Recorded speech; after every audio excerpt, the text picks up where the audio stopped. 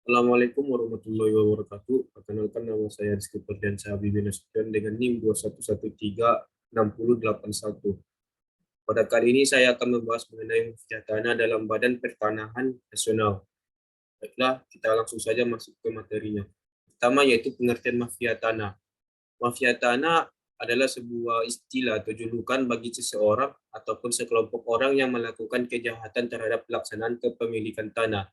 Adapun tindakan yang dilakukan adalah penggelapan kepemilikan tanah, pemalsuan data kepemilikan, dan penerbitan kepemilikan tanah secara ilegal. Adapun terjadinya mafia tanah disebabkan oleh kurangnya tingkat keamanan, verifikasi kepemilikan tanah dalam BPN, dan juga ditambah dengan oknum-oknum dari instansi BPN itu sendiri, sehingga membuat kasus mafia tanah sering terjadi. Dengan adanya pihak internal BPN yang melakukan penyelewengan dapat memudahkan pelaku-pelaku mafia mudah melakukan kejahatannya. Adapun mafia tanah menurut para ahli yaitu seperti yang dipaparkan oleh Profesor Dr. Nur Hasan Ismail SI, mafia tanah merupakan jaringan kinerja dari sejumlah orang yang terorganisir yang sangat rapi, sistematis, tampak legal dan wajar dilihat orang, namun di dalamnya tetap terkandung tindakan yang ilegal dan pelanggaran hukum dengan orientasi pada perolehan keuntungan bagi diri mereka dan mendatangkan kerugian kepada pihak lain. Adapun modus yang dilakukan mafia tanah menurut Kepala BPN yaitu Bapak Hadi Cahyanto, yaitu yang pertama membuat sertifikat ganda sehingga ketika dicek kepemilikan tanah sang pemilik tanah bukan yang mempunyai sertifikat asli.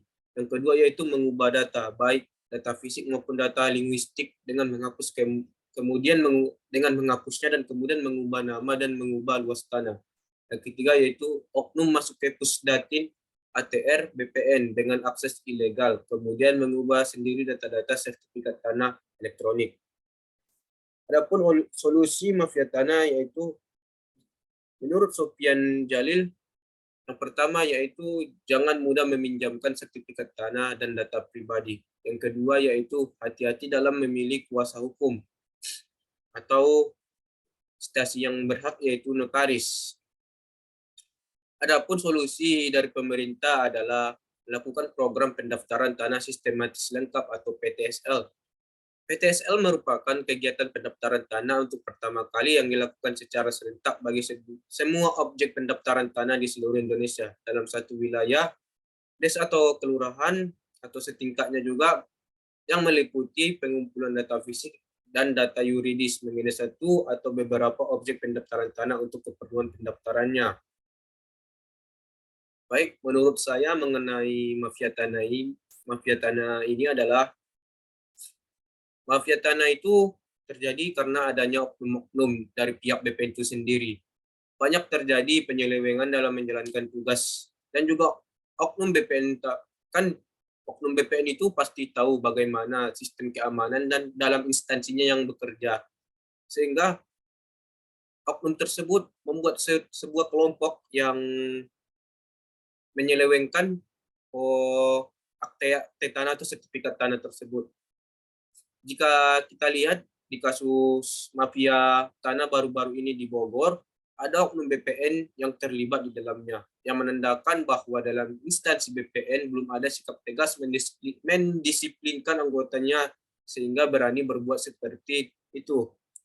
Jadi menurut saya tindakan pertama yang dilakukan adalah membenahi instansi BPN itu sendiri, seperti membuat hukum atau sanksi yang kuat untuk pelanggar oknum pelanggar dalam instansi tersebut. Dan kedua, jika dikutip dari kasus Rocky Gerung, bagaimana bisa konflik lahan terjadi secara tiba-tiba, sedangkan jika dilihat apabila PT Sentul City memiliki sertifikat sejak dulu, apakah mungkin mereka pada sekarang melakukan penggusuran? Kan jika mereka mempunyai sertifikat, lebih baik mereka melakukannya sejak dulu dan tidak sekarang. Oleh sebab itu menurut saya tindakan oleh sebab itu menurut saya hal tersebut terjadi karena ada pejabat dalam BPN yang melakukan korupsi dan juga dibantu dengan Pemda setempat sehingga kasus mafia tanah terjadi pada kasus Rocky Gerung ini. Baik, sekian yang dapat saya sampaikan. Jika ada kesalahan, saya mohon maaf. Assalamualaikum warahmatullahi wabarakatuh.